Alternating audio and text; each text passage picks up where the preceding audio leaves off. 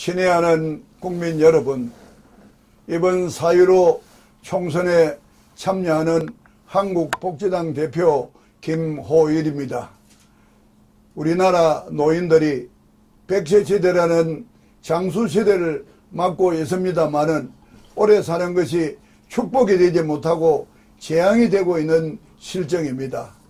우리나라 노인들은 경제협력개발기과 중에서 노인 빈곤율이 1위고 노인 자살률이 1위라는 오명의 시대에 살고 있습니다. 이 노인들의 노후가 안정되고 행복하도록 하기 위해서 제가 그동안 삼선 국회의원을 하면서 국회에서 노인복지정책연구회를 창립해가지고 노인들의 문제에 대해서 정부에 많은 역설을 하고 또 살고 있는 경로당 회장까지 하면서 노인 문제를 체험하면서 정책을 수립하고 있습니다만은 정부에 건의를 해도 그것이 잘 반영이 되지 않아서 안타까운 그런 실정에 맛을 제가 봐왔습니다. 이번에 노인뿐만 아니라 사회적인 약자인 장애인들도 법이 정해놓은 규정대로 대기업이나 우리 사회가 수용하지를 않기 때문에 장애인들이 살아가는데 엄청 힘든 그런 사회 구조가 되고 있습니다. 또 문재인 정권 들어서 최저임금을 10,000원을 너무 강요하다 보니까 영세 상인들은 부담이 되어져서 아르바이트하는 사원들을 줄인다든지 부작용을 노출하고 있고 50인 이하의 중소기업에게도 주 52시간이라는 그런 것을 강요함으로 인해서 주로 3D 업종인 거기는 많은 시간을 할애해서 일을 해야 되는데 대기업은 수용할 수 있지만은 주 52시간을 수용하지는 못해가 도산정행에 빠지고 있는 그런 영세 중소기업들이 많은 실정입니다. 그래서 이번에 사회적인 약자인 노인청과 장애인청과 영세 상인들을 대표하는 사람들이 모여서 복지를 추구하고 우리의 목소리가 그동안 거대 양당에 아무리 건의를 해도 반영이 되지 않고 하니까 우리 스스로 자구책을 강구하자 이래서 한국복지당의 기치 아래 4.15 총선에 참여하게 되었습니다. 그런데 옆을 좌우를 둘러보니까 청년은 청년대로 결혼도 하지 못하고 애를 낳지 않는 그런 저출산의 시대를 노출하고 있고 또 어린애를 낳고 기르는 부모들은 그들대로의 애로사항이 많다는 걸 제가 절감을 하면서 사회적인 약자가 노인이나 장애인이나 영세 상공인이 아니라 청년도 사회적인 약자고 어린애를 가진 부모도 사회적인 약자인 것을 실감하면서 우리나라가 총체적인 약자 세상이나 이런 것을 절감하면서 앞으로 총체적인 계층의 대변 역할을 우리 한국복지당이 해야 되겠다 이런 결심을 하게 되었습니다. 국민 여러분, 지상에서 가장 살기 좋은 나라가 어디입니까? 모두가 알다시피 북구 삼국인 노르웨이, 스웨덴, 핀란드가 아니겠습니까? 그 나라가 세계 1위 국가입니까? 세계 강국입니까? 지금은 미국과 중국과 일본이 세계적인 강국입니다만은 그런 나라가 사회보장제도가 잘 수립되고 복지가 잘 수립된 살기 좋은 그런 나라가 되지 못합니다. 그러나 스웨덴과 노르웨이와 스웨덴은 세계 최강국이 아니지만은 그 나라 정치인들과 그 나라 국민들은 삶의 질을 우선으로 하기 때문에 모든 것보다도 복지에다가 관심을 갖고 예산이 투여되기 때문에 지상에서 살기 좋은 나라가 되어지고 있습니다. 우리 한국복지당은 우리 정치가 국민의 삶의 질을 높이고 스웨덴, 노르웨이와 핀란드가 같은 그러한 복지국가가 이루어지는 일을 꼭 이루어내기 위해서 이번에 총선에 참여합니다. 우리 젊은이들이 애를 낳지 않아서 2006년부터 작년까지 150조라는 엄청난 돈을 들어부었습니다만은 아직도 저출산 문제가 해결되지 않고 있습니다. 이제 젊은 사람들이 왜 결혼을 하지 않고 왜 아기를 안 낳겠습니까? 우리가 한 번만 눈여겨 쳐다보면은 결혼을 하려면은 총각은 집을 장만해야 되고 신부는 가전제품을 장만하는데 집값이 한두 푼입니까? 전세값이 천정모르게 높으니까 2억 3억을 가져도 전세 집을 구할 수가 없는데 연애하는 사람이야 싸굴세라도 서로 사랑하니까 결합이 된다 하지만은 선을 보고 결혼하는 여성이 집 없는 남자한테 시집을 오려고 합니까? 그래서 총각이 일반적인 선문가정에서 2억 3억의 돈을 아버지가 지원해 줄 수가 없습니다. 집이 마련 안 되니까 장가를 가지 못하는 이런 실정입니다. 그래서 이번에 우리 당에서는 토지주택공사는 일반 아파트 사업을 하지 말고 국가가 소유하고 있는 그린벨트나 또 폐교 같은 이런 교육부지 이런 땅을 택지로 개발해 가지고 그린벨트나 이런 땅은 일반 시중 땅에 비해서 엄청 땅값이 쌉니다. 아파트가 서울에 건립되는 아파트가 비싸고 지방에 건립되는 아파트가 싼데 왜 비싸고 싸고 차이가 있습니까? 평당 건축비는 지방에서 건설하나 서울에서 건축을 하나 똑같습니다. 단지 땅값이 서울은 비싸고 서울 중에도 강남은 더 비싸기 때문에 거기는 집값이 비싼 것 아니겠습니까? 그래서 그린벨트나 폐교부지라든지 국가가 소유하고 있는 아주 땅값이 저렴한 곳을 택지로 조성을 한다면 거기에다가 14평의 영구주택을 많이 건축하고 18평형이나 25평의 아파트를 많이 건축을 해서 대량 보유를 하고 취업을 하는 젊은이에게 14평 영구임대주택을 배당을 하면은 매월 40만원, 50만원의 불입금을 불입하면서 내 집이 마련이 되어진다면은 집이 있으니까 장가를 갈 수 있는 기본적인 몫을 할 수가 있습니다. 그래서 결혼을 해가지고 애를 하나를 놓으면은 18평형 아파트를 무상으로 하나 지급한다. 또 셋을 놓으면은 25평 아파트를 무상으로 지급한다 하면은 내 집이 생기니까 부부간에 열심히 노력해서 애를 출산하기 위해서 노력을 할 것입니다. 그렇게 150조라는 그동안에 헛돈을 써왔는데 지금부터 이런 메리트를 던지면서 결혼을 해야 될 청춘 남녀에게 호소를 한다면 모든 사람이 결혼도 하고 자녀를 낳기 때문에 저출산 문제가 해소될 것으로 봅니다. 그런데 또 아기를 낳으면 대부분 맞벌이하는 젊은이들이 애로사항이 있습니다. 첫째 애로사항이 유치원에 보내면은 오후 3시에 마치는데 내가 퇴근할 때까지 오후 3시 이후에 7시 반까지 그 애를 어디다 맡길까 그게 걱정입니다. 그래서 우리 당에서는 오후 3시에 유치원에 마친 애를 경로당에다가 데려놓으면은 경로당 할머니들이 제후에 돌보미 역할을 하면은 퇴근하고 그 경로당에서 자기 애를 데리고 가도록 이렇게 하고 그 다음에 아기를 기르는 동안에 육아 휴직을 하는데 지금 대부분의 사회 통념상 육아 휴직을 한 사람이 복직이 잘 안 되고 있습니다.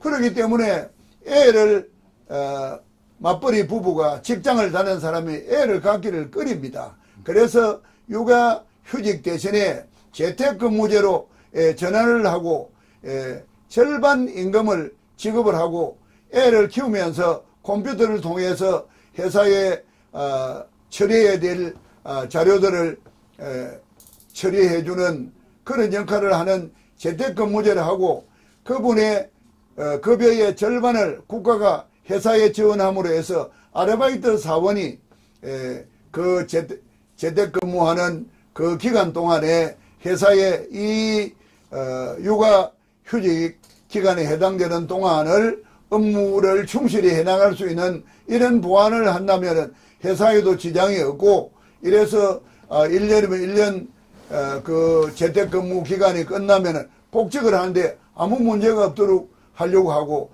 사회 통념을 우리가 바꾸어서 아기를 키우는 이게 얼마나 숭고한 일입니까? 그래서 회사나 사회가 아기를 키우는 그런 부모에 대해서 굉장히 소중한 일을 하고 있는 사람이라는 그런 통념으로 그분들을 미소 짓고 격려하고 용기를 북돋아줄 수 있는 그런 사회 통념의 구조가 바뀐다면 아기를 키우는 사람들이 더욱 부담 없이 자랑스럽게 아기를 키울 수 있을 것으로 봅니다.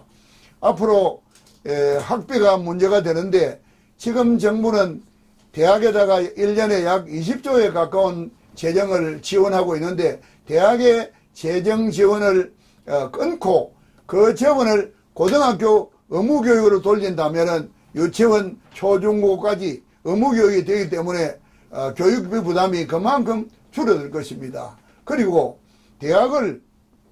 현재 대학을 4년제 고급 인력을 양성하는 대학과 2년제 취업을 전문한 대학으로 이중구조로 대학을 개편하면은 4년제 대학은 지금 현재보다 졸업 정원제를 전제로 해서 입학 정원을 5배로 확대를 한다면은 사교육비가 들지 않는 그런 교육 제도가 될 겁니다. 서울대학을 지금보다 정원을 5배, 고려대학도 지금보다 정원을 5배, 연세대학도 지금보다 5배, 서강대학도 5배 이렇게 넓힌다면은 어지간하 하면은 인류대학 배지를 다 달 수 있기 때문에 굳이 과외 공부를 한다든지 학원을 다닌다든지 하지 않아도 됩니다. 그렇게 되면은 졸업 정원제가 있기 때문에 나중에 졸업은 본래의 정원이 졸업을 합니다.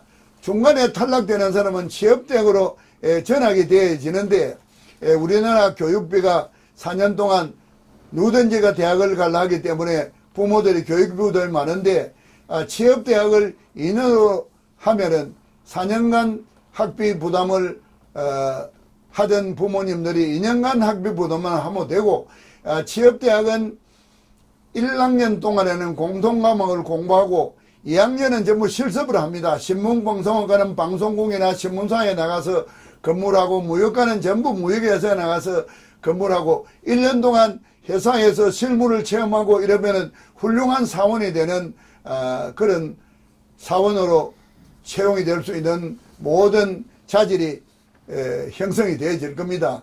그리고 만약에 정원을 5배로 늘릴 때 장점이 있습니다. 반값 등록금을 실현할 수 있습니다. 예를 들어서 어떤 대학이 학생 정원이 10,000명이라고 가정하고 등록금이 500만이라고 가정하면은 500만 원을 10,000명한테 받으니까 대학은 500억 원의 재정 수입이 들어옵니다. 그런데 5만 명으로 늘리면은 250만 원 반값 등록금을 하더라도 5만 명한테 등록금을 받으면은 1250억 원이라는 2배 반이라는 더 많은 재정이 들어옵니다. 그래서 1250억 원이 들어오는 이 재정 중에서 1등부터 만등까지 공부 잘하는 20%의 학생에게는 250억을 장학금으로 지급을 한다면 공부 잘하는 20%의 학생은 4년 동안 대학을 장학금으로 졸업할 수 있기 때문에 유치원부터 대학까지를 학비가 하나도 안 드는 그런 교육 제도가 될 수가 있고, 또 모든 학생에게 학비 부담을 절반으로 줄이는 이런 효과가 있어서 부모님들의 교육비 부담이 모두한테 큰 도움이 되는 그런 정책을 우리가 이번에 주장을 하고 있습니다. 앞으로 입시제도도 지금은 우리가 총점제를 하는데 미국 같은 데는 전공 과목과 관련되는 그런 학과만 시험을 봅니다. 예를 들어서 물리학과를 내가 지망하면은 화학과 수학 과목만 시험을 봅니다. 다른 과목은 물리학자가 되는데 별로 필요가 없습니다. 우리나라는 물리학과를 가더라도 뭐 별 과목을 전부 다 시험 친 총점을 하기 때문에 물리학을 전공할 수 있는 애를 뽑는 게 아니라 엉뚱한 사람을 뽑는 그런 교육 제도입니다. 그래서 수능시험은 현재대로 수능시험을 보아야만이 고등학교 교육이 정상화되기 때문에 수능제도는 있다 하더라도 그것은 대학 입시의 자격시험으로 활용하고 그 점수가 대학에 반영되지 않도록 하고 대학은 조금 전에 말씀드렸듯이 전공과목과 관련되는 학과만 시험을 본고사를 대학이 보도록 합니다. 그러면은 물리학과는 물리, 화학, 수학 세 과목만 시험을 보는데 그래서 고3도 지금은 이과 문과로 나누어지는데 그렇게 하는 것이 아니라 물리, 화학과라든지 이렇게 구체적으로 나누면은 고등학교 3학년도 오전 수업에 1교시 물리, 2교시 화학, 3교시 수학 점심 먹고 나면은 물리, 화학 실험 2시간 그러고 나면 5시간 하고 애를 집에 돌려보냅니다. 밤늦게 자율학습 이런 걸 할 필요가 없습니다. 그러면은 고3도 그냥 5시간 하고 집에 갑니다.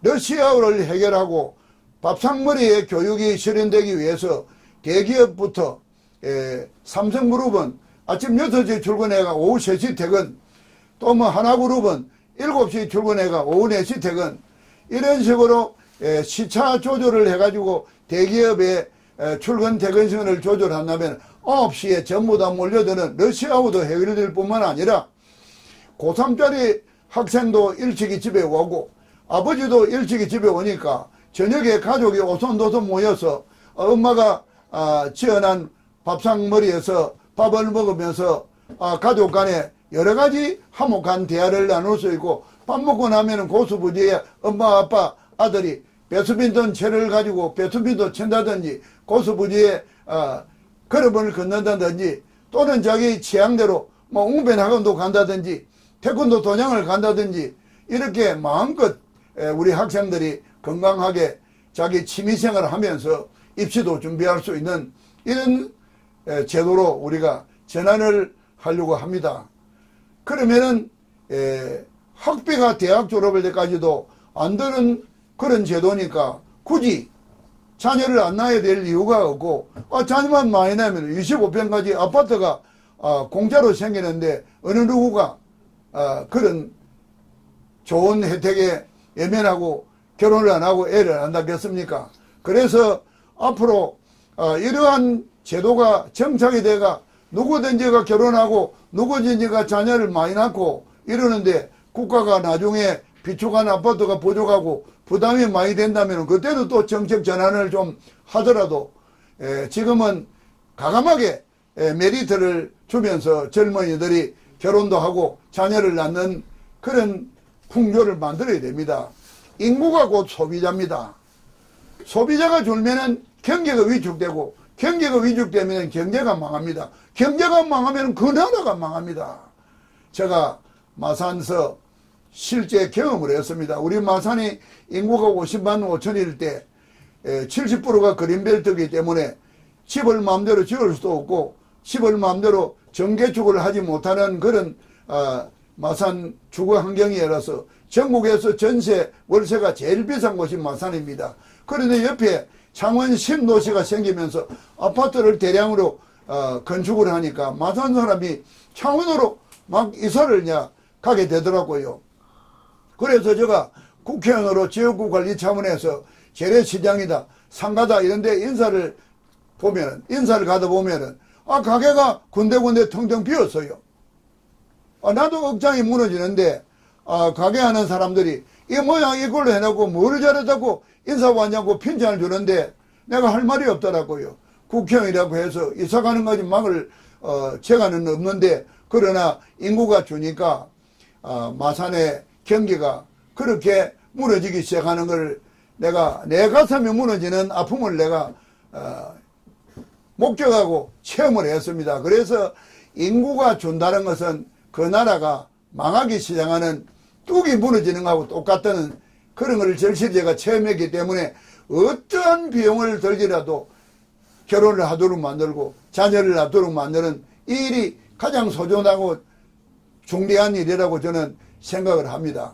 그리고 앞으로 이 청년 일자리를 마련해야 되는데 오늘날 우리가 병역음으로 인해서 한참 전성기에 단절이 되어 가지고 학생은 학생대로 공부를 하다가 약 2년 동안 군에 간다든지 또 축구 선수는 한참 피크타임에 또 2년간 군대를 간다든지 예술의 꽃을 피우던 세계적인 그런 가수들도 2년간 공백이 온다든지 하는 이런 문제가 있는데 앞으로 미국 군대가 직업군인제입니다. 우리 지금 병역 의무 때문에 군에 가는 애가 입대한 날부터 제대하는 날짜만 꽂고 있고 스마트폰을 가지고 별짓을 다 하는데 그게 옳은 군인이 되겠습니까? 그래서 우리나라 군인도 직업군인제로 전환을 하면은 50만 명의 청년의 일자리를 줄 수가 있습니다. 공부는 열심히 안 해도 병력놀이에 취미 있는 사람은 군대를 보내면 실력 발휘가 돼 가지고 그 사람은 아주 깨어난 군에서 성공하는 그런 모습을 보일 수 있습니다. 그래서 국가가 중소기업 정도의 급여를 주면서 병력 내에 아파트를 많이 지어 가지고 결혼도 해 가지고 가족과 더불어 살면서 군대 생활을 해 나가면은 하나의 자기가 직업이기 때문에 지금은 전쟁이 인적 숫자도 중요하지만은 그 무기 싸움입니다. 화학 무기와 신식 무기를 가지고 전쟁을 하기 때문에 굳이 그 금방 제대할 적 없는 그런 오합지졸의 군대를 많이 가지는 것보다도 자기가 생업에 소중한 한 몫인 그런 직업의식을 가지고 군인 생활을 하는 그런 군인들이 있을 때 우리나라가 세계적인 강군이 될 수가 있다고 생각을 합니다. 그래서 젊은이들에게 한참 전성기에 단절되는 것도 해소시킬 수 있고 국가적인 에너지가 확대 재생산되어져서 우리 젊은이가 마음껏 나래를 펼 수 있는 이런 시대를 우리가 만들어 보려고 합니다.